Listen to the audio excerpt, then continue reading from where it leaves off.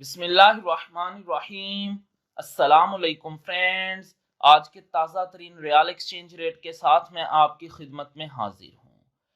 Dollar की कदर पाकिस्तान में बढ़ते बढ़ते 279 रुपये 41 पैसे पर पहुंच गई है। आने वाले दिनों में डॉलर की कदर में मजीद इजाफा मुतवक्के है, इसलिए रियाल की कदर भी बढ़ सकती है। चलें देखते हैं सऊदी अरब के मुख्तलिफ बैंक्स पाकिस्तान और इंडिया के लिए रियाल का क्या एक्सचेंज रेट दे रहे हैं। फौरी बैंक पाकिस्तान के लिए 73 रुपये 85 पैसे, इंडिया के लिए 21 रुपये 83 पैसे।